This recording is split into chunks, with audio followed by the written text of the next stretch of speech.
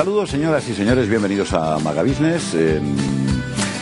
Como ahora está de moda, porque se está rememorando el aniversario, digo rememorar porque celebrar no creo que sea el momento ni la forma, ¿no? Total, que vamos a hablar del Titanic y otras cosas, ¿verdad, Raquel? Porque es el centenario. Lo vamos a hacer con un periodista que inevitablemente ustedes van a relacionar con el mundo del deporte, pero que esta vez se ha embarcado, y nunca mejor dicho, en este pero sin ánimo de naufragar, ¿eh? En este nuevo proyecto. Es un libro donde recoge la historia de los españoles que viajaron en el que entonces se llamaba el barco insumergible. Hablamos del libro Los 10 del Titanic y él es Javier Reyero. Javier Reyero, bienvenido a Magabusiness. ¿Cómo estamos? ¿Qué tal? Muchas gracias. Oye, gracias a los dos. Antes de entrar en materia, ¿quién va a ganar la Liga? Y es que de deportes no tengo ni idea. El que saque más puntos que el segundo. Probablemente, ¿no? El que meta más goles. Es una manera de no mojarse en absoluto. O sea, no además el que meta más goles, sino que el que saque más puntos. No, porque es un dato. de los goles parece que a veces es un factor, puede ser hasta injusto en el mundo del fútbol, ¿no? Que acabe ganando un equipo un torneo de la regularidad metiendo menos goles que otro, pero claro, para eso están las competiciones del CAO, ¿no? ¿Y cómo es posible que con la pasta que ganan los jugadores estén todos los clubes, que se dice ahora en crisis, o el que no debe le falta? Bueno, y esto ha sido así desde hace mucho tiempo, porque el fútbol es un negocio complejo y además de complejo es un negocio que yo creo no es precisamente un prodigio de gestión. Los equipos de fútbol españoles ingresan un montón de dinero, sobre todo de las televisiones, y no generan riqueza. Llevan mucho tiempo con potentes contratos de televisión, pero ya algo pasa, que el dinero no se queda en los clubes y se va a otros sitios extraños. Y yo me imagino que si una empresa mía tuviera los problemas con la seguridad social o deudas institucionales que tienen la mayoría de los equipos, que estaría no me cerrada, ni venir a esto. Eso es. No podría venir ni a esta entrevista porque no creo que me la pudieras hacer con rejas de por medio. Es un consejo que se va dando, dice, cuando vengan a cerrar su empresa o a pedirle un dinero, ponen club de fútbol, no sé qué, y habrá un cierto... O póngase por lo menos a tocar la pelota, entonces a lo mejor... Y hay una tolerancia ahí, ¿no? Claro. Bueno,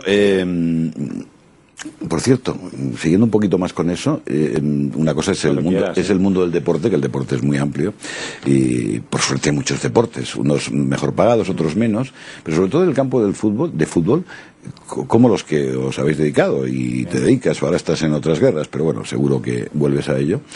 ¿Cómo se puede hablar con los jugadores y tener una conversación coherente y vamos a ganar? Sí, no, pues bueno, podríamos ver que para mí me parece muy difícil, ¿eh? Por el discurso claro. Actual del futbolista. Claro, pero el futbolista se rige por unos códigos muy estrictos dentro de los clubes que se basan en el no riesgo. No voy a hacer nada que sea arriesgado porque me pueden imponer una sanción, y en la mayoría de los casos vemos del futbolista un perfil que parece intelectual y académicamente... ¿Tú conoces el otro, entonces? Hay muchos futbolistas que tienen un perfil completamente distinto al que aparece en los medios de comunicación, pero ellos ahí actúan con el freno de mano. Y eso no quiere decir que, como en todos los campos de la vida, haya futbolistas, como hay personas que no les da para mucho más, por ejemplo, en materia de oratoria, ¿no? Pero de verdad que la gente se sorprendería. Sí.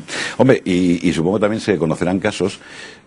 Creo que había un centro para, sobre todo, deportistas de gran élite, o sea, deportes, atletismo, alguien que llega a las altas cotas, y luego hay un bajón ahí de no saber, como toda la vida han sido conducidos... ¿Qué hacer después? ¿Qué hacer después? ¿Qué hago con mi vida? No sé qué hacer. Eso lo contaba muy bien Valdano, ¿no? Que él, cuando era futbolista, estaba acostumbrado a que le dijeran a qué hora se tenía que levantar, qué tenía que comer, cómo tenía que comer, lo que podía hacer y qué no podía hacer, y que llegó a la vida real, por así decirlo, y que no sabía ni cómo se facturaba en un aeropuerto, ni cuál era el proceso para adquirir determinadas cosas. Pero luego se espabiló. Sí, Jorge especialmente, porque él es un tipo muy listo y muy inteligente. ¿Cómo está el mundo deportivo en la tele, en los medios? Bueno, yo creo que ahora mismo vivimos un momento en el que no impera la imagen, sino que gusta mucho la palabra. Esto tiene que ver, yo creo, con la cantidad de canales de televisión que hay. No todos tienen imágenes, y luego además, para desgracia de los medios de comunicación, ya sean radios, canales de televisión, páginas web o periódicos, los partidos de fútbol duran lo que duran, y duran 2 horas, y ahora estamos en un entorno donde el espectador, el oyente, el lector quiere a todas horas fútbol. Entonces se ha generado un concepto que yo desarrollo mucho en la universidad, por cierto, que yo llamo el entrefútbol, que es de lo que viven los medios de comunicación, que es lo que va del minuto 90 de un partido al minuto 1 del siguiente, y ahí donde hay mucho ruido, mucha discusión, mucha conjetura, mucho chau chau, que decía Jesús Gil, que en paz descanse. Dando clases de periodismo y de audiovisuales, entiendo. Sí, de cómo hablar en público. Bueno, hago muchas cosas. Yo soy un tío polifacético. Pero como bien sabes, hay una invasión, en el buen sentido de la palabra, de la mujer en el mundo de la comunicación. Yo que doy clases también, el 90% suelen ser mujeres, que por cierto están apareciendo en el campo del deporte. Sí, esto es algo ya muy habitual. Hace mucho tiempo que en las carreras que tienen que ver, en general en la universidad en España... Lo que se busca, permíteme que sea un poco, se busca imagen, se busca capacidad, se busca todo. No, empecemos por la parte universitaria, ¿no? Hace ya mucho tiempo que las mujeres son mayoría en las universidades públicas y privadas. Hay más mujeres estudiando en ciclos superiores que hombres, y desde hace algún tiempo ocurre en las carreras de comunicación, periodismo, comunicación audiovisual, publicidad, que hay mayoritariamente más mujeres que hombres en las aulas. Luego, sinceramente, no sé cuál es el criterio que siguen las empresas. Sospecho que en algunos casos no es el puramente intelectual y hay algún componente estético, pero me gustaría pensar que no es así en la mayoría de los casos. Tú has trabajado en medios de comunicación, ¿no? Te expresas muy bien. Sí, o sea, lo intento, sobre todo intento... Lo has dicho claramente, sí. Intento cuando hago una entrevista y soy el entrevistado que me lo pongan tan fácil como a mí me gusta que me lo pongan cuando yo soy el entrevistador, ¿no? No, pero que lo digo porque, en fin, sin decir, digo, o sea, ha estado bien. ¿Sí, tú crees que he sido...? No, ha estado claro la respuesta. ¿Sutil? Sutil, esa es la palabra. Bueno, dicho lo cual, otro día, si te apetece, esta es tu casa y hablamos de... Hablar de sutilezas o de Sotil, que era un jugador del Barça. También, lo que quieras. Y es que de deporte, chico, no sé... Bueno, pero oye, no has preguntado mal, que lo sepas. Sí, si quieres puedo... A ver, ¿quién hay por ahí? Sí, Messi, ¿verdad? ¿Quieres que te cuente qué deportistas iban en el Titanic? Porque esto también es una historia curiosa. ¿Ves? Ahora es como has sabido muy bien. Los 10 del Titanic. Lo que sí que sé es que había 10 españoles que por estadística, quizás los españoles fueron, fíjate para que veas que estoy informado, los menos afectados por estadística. De 10 murieron 3. Menos en el caso de Japón, que había un japonés y no murió, pero luego se suicidó, pobrecillo, ¿no? Sí, no le valió de mucho salvarse el Titanic. ¿Ves cómo? Sí, estás informado. Sabes que te ha interesado el libro. La historia dice que de los 10 españoles que van en el barco, 7 se salvan. Estadísticamente esto es muy bueno con respecto a la mortandad del Titanic. En el Titanic hay una mortandad que roza el 70%, hay 2.222 personas más o menos a bordo y mueren más de 1.500. Se salvan tan solo 705 personas. Pero... ya que me has llevado directamente al Titanic, espero que no se hunda. El libro, además, creo que lleváis por la segunda edición. Sí, el libro se ha agotado ya la primera edición y está en producción y vamos a conseguir encadenar la primera con la segunda gracias a Lid. Así que la verdad es que estamos muy contentos. Yo espero que la segunda no sea la última y haya muchas más libros. Hombre, eso la ventaja que tiene con respecto a nosotros es que no es una otra versión de toda la historia del Titanic, pero si me lo permites, después de ver los reportajes, haber leído un poco, claro, viene el barco por un problema de unos gemelos que no tenían los vigías. Bueno, hay mil conjeturas. Eso no habría solucionado el problema. Habrían podido ver a lo mejor el iceberg antes, los 2 vigías que estaban en la cofa.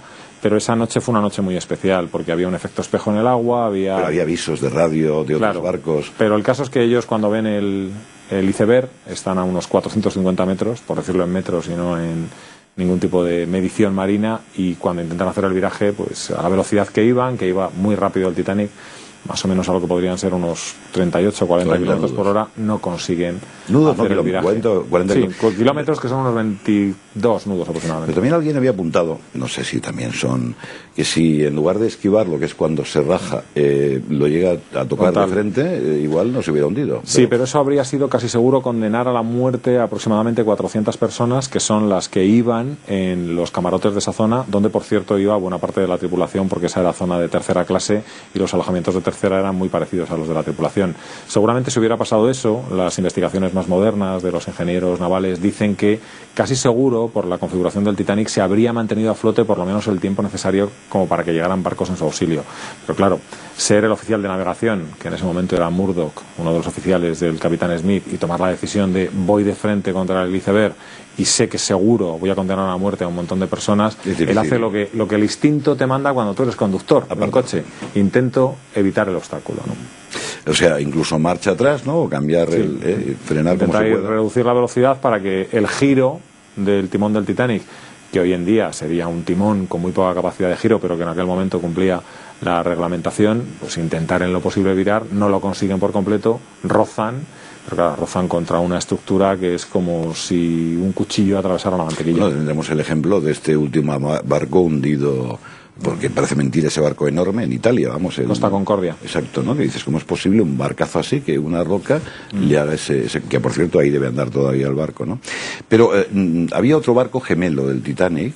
Realmente dos, el Olympic y el Britannic, porque es una serie en la que se piensa construir tres barcos, y cuando el Titanic entra en servicio ya lleva algún tiempo el Olympic funcionando. El Olympic era parecido que al dio Titanic. Problemas. Sí, bueno, más que problemas es que no eran exactamente iguales. El Olympic había tenido un pequeño accidente y ese pequeño accidente provoca que tenga que volver a dique para que se hagan una serie de reparaciones, y eso, entre otras cosas, retrasa la puesta en marcha del Titanic. El Titanic tenía previsto que su primer viaje desde Southampton hasta Nueva York hubiera sido en el mes de marzo, y tienen que aplazarlo aproximadamente un mes. Pero el Titanic es distinto al Olympic. Es un barco más lujoso, un barco que tiene todos los avances de la época. Digamos que el Olympic era el barco con un casco prácticamente idéntico que sirve para hacer las pruebas, pero ya el epítome de la serie olímpica, que es como se llamaba la de estos tres barcos, era el Titanic. El Titanic era el barco por antonomasia. ¿Y el tema de los remaches, que también se ha hablado, que si unos eran de... Esto entra dentro de las conjeturas, sí. El Titanic se construye en Belfast y se ponen un montón de placas de acero para cubrir todo el casco, y se calcula que hay aproximadamente 3 millones de remaches. Que, por cierto, hay gente incluso trabajando en Belfast en la colocación de los remaches en aquella época, que era pam, pam, pam, golpear. Algunos hasta pierden el oído, ¿no?, trabajando allí, porque no tenían las medidas que puede haber hoy. Hay quien dice que algunos de los remaches no estaban bien colocados, no tenían la misma calidad que los demás, y que esto pudo afectar a que en el momento del impacto con el iceberg entra agua, se produce la raja y saltan los remaches más fácilmente de lo que podrían haber saltado. Esta es de esas cosas que va a ser difícil que nunca podamos comprobarla. Yo creo que para el libro de los 200 años, a lo mejor la tecnología ya ha permitido bajar a 3.800 metros de profundidad, como si estás paseando por tu casa, y alguien puede cotejar esa información. Pero había, es que, y seguimos, porque hablaremos de la historia de los españoles, pero lo que yo quiero es que compren ustedes el libro y lo disfrute, por si lo decimos todos, para que todo... No, y además me gusta mucho el enfoque, porque nosotros en el libro no contamos solo la historia de los españoles, no contamos todo esto que rodea el barco, porque eso vale para contextualizar a los españoles, que tienen relaciones con otras personas muy importantes y que además viven esa misma aventura que nosotros siempre la hemos visto como algo muy anglosajón en las películas. Hay un barco español cuyo nombre no recuerdo, que tiene una historia... Príncipe de Asturias, un barco, le llaman el Titanic español. ¿Verdad que sí? Pero tampoco, al no ser ingleses o al no ser anglosajones, sí, vamos... Estos nuestros no tienen película ni serie de televisión, y si hubieran nacido en Wyoming, en California o en Londres, a lo mejor ya estábamos hartos de verlos en la tele, ¿no? Un barco que además recuerdo que tenía esculturas, tiene toda una historia muy interesante. Sí, no llevaba un cuadro de Picasso como el que dice James Cameron en la película. Que no, me refiero al nuestro. Sí, tenía un montón de cosas. Ya te digo, le llaman el Titanic español. Hay un libro muy interesante sobre eso. De todas maneras, para concluir esta parte, y entrar de lleno en la historia, claro, el barco sufre el accidente, se para, pero tampoco tarda mucho en hundirse. O en ese tiempo o no había barcas suficientes. ¿Qué pasó? No había botes salvavidas suficientes, claro. Si hubieran utilizado los botes salvavidas a plena capacidad, habrían conseguido subir a los botes salvavidas aproximadamente a 1.750 personas. Estaríamos hablando también de muchos muertos, porque serían cerca de 500. Pero es importante entender cómo se hacían las cosas en aquella época, ¿no? La sociedad no era tan garantista como hoy, y además el Titanic era un reto de la ingeniería. Es de hecho la pieza de ingeniería móvil más importante de su tiempo. Nadie en torno al Titanic, ni siquiera los pasajeros, ni siquiera los admirados de aquella época, piensan que el Titanic es un barco que se puede hundir. Eso por una parte. Por otra, una cierta seguridad, claro, a priori, ¿no? Por otra, el Titanic lleva botes suficientes para cumplir la normativa de la Comisión de Navegación británica, de la Cámara de Comercio, e incluso alguno más. Pero lo que nunca pensó Thomas Andrews, el diseñador del Titanic, es que el barco se fuera a hundir en tan poco tiempo. Luego ellos calculaban, si el barco se hunde en 4 horas, con los botes salvavidas y con la posibilidad de que alguien venga al rescate, pero es que el Titanic tarda 2 horas y 20 minutos en hundirse en mitad de un campo de hielo al que tal vez no debería haber entrado, y donde hay barcos, pero fuera del perímetro del campo de hielo, que han sido más cautos y han parado por la noche. Y de hecho, a raíz de este hundimiento, creo que hubo, no sé cómo estará ahora, un cambio de rutas para evitar situaciones. Sí, eso, que el Titanic iba muy al sur. Se piensa ahora que aquel año de 1912, que había sido un año no muy frío, era un año afectado por el fenómeno que ahora conocemos, el Niño. Luego también eso juega en contra del Capitán Smith. Había más hielos. La probabilidad, claro, pero la probabilidad de que hubiera iceberg en grandes era pequeña, y ellos son víctimas de la confianza, como lo es el Capitán Smith. El Capitán Smith le hacen una entrevista poco antes para un periódico de embarcar en el Titanic, y él dice: no, si yo no soy noticia, si yo nunca he vivido en todos los años que llevo navegando ningún accidente. Claro, posiblemente él fue víctima de esa confianza que tenía porque nunca había tenido un problema grave, ¿no? Los españoles, ahí está el caso de un matrimonio que tendría buenos dineros y llevaban por ahí viajando por Europa, y al parecer por Europa o por el mundo, no sé, iban con una sirvienta o una doncella y no sé si un chofer o otro acompañante. No, iban ellos tres solo. No, pero según tengo entendido, a ver si tú dímelo. El mayordomo se queda en París. Se queda en París para enviarle tarjetas a la familia, porque la familia decía: iros donde queráis, pero no os montéis en barco. Esa es la historia, ¿no? Sí, resumida y bien contada, efectivamente, y ampliándola un poquito. Víctor Peñasco y María Josefa Peñasco son dos herederos del Madrid de 1912, muy ricos, porque son ricos por las dos familias que emparentan en la boda. Se casan y se van de luna de miel. ¿Y se casaron por amor, ya que estamos? Porque sí, se casan por amor. De hecho, María Josefa Peñasco, que sobrevive a su marido, siempre lo recordó durante toda la vida y tuvo fotos en su casa, a pesar de haberse casado en segundas nupcias. Todo un caballero, porque en el momento cumbre, claro, las damas y los niños primero. Y era obligatorio. Y él dice: sé feliz, ¿no? Algo así, ¿no? Sí, y yo me quedo aquí, ¿no? Qué bonito. Y se despide de su mujer diciendo algo parecido a eso. Bueno, el caso es que ellos, la madre de él, cuando parten para la luna de miel, le dice que hagan lo que quieran, como tú bien decías, pero que bajo ningún concepto monten barco, porque ella tiene una mala sensación. Ellos están en París, llevan 15 meses de luna de miel, que hace 16, han visitado Viena, París, han estado en un montón de ciudades europeas, y un día cenando en Maxims, pues se enteran de que hay un barco del que se habla muchísimo, que va a salir de Southampton y que además va a hacer una parada en Cherburgo, ¿no? Pues nos apuntamos. ¿Cómo hacemos para engañar a la madre de Víctor? Que Eulogio se quede aquí en París, firmamos un montón de postales, dejamos cartas rellenas y tú las vas enviando día a día. Esto es un poco tétrico, porque cuando muere Víctor Peñasco, a su madre en Madrid le siguen llegando postales una vez que su hijo ya ha muerto, e incluso una vez que ella ya conoce la noticia. Fíjate lo que son las cosas. Tenemos un tiempo estimado de 20 minutos y nos quedan 2 o 1 y medio. ¿Cómo pasa el tiempo? Pero ya me lo estoy pasando muy bien. Eso quiere decir que hay buena sintonía y el tema es interesante. Por lo menos para dar una pincelada, otro de los que muere es alguien que trabajaba. Sí, si quieres, por repasarlo muy rápidamente. Hay 4 pasajeros en primera: el matrimonio, su doncella y un industrial de origen asturiano que trabajaba en aquel momento en Cuba, Servando Vies. En segunda hay 5 pasajeros españoles. No hay ningún pasajero español en tercera. ¿Esos habían vendido todo y se iban a hacer...? Sí, 2 de ellos, y una de ellas trabajaba en el servicio doméstico en Londres y se va a Nueva York porque su hermana va a tener un hijo. Y el 10º es un español, el único que trabaja en la tripulación del Titanic, que se llama Juan Monros y es ayudante de camarero. No tiene ni idea del mundo de la hostelería, pero sabe francés e inglés y se embarca. Y bueno, tiene amigos, y dice: fantástico, porque voy a conocer Nueva York. Las 5 mujeres españolas que van en el barco se salvan.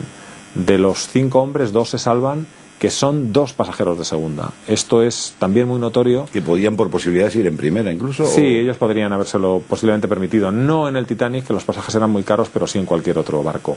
Pero fíjate, los 2 que se salvan de segunda, en segunda categoría casi el 90% de los hombres mueren. Y estos 2 españoles, Julián y Emilio, consiguen salvarse. ¿Y por qué? Pues porque a la desesperada, y aprovechando que no eran lo mismo las normas de babor que las normas de estribor, porque los oficiales del Capitán Smith que organizan la evacuación no entienden la orden igual.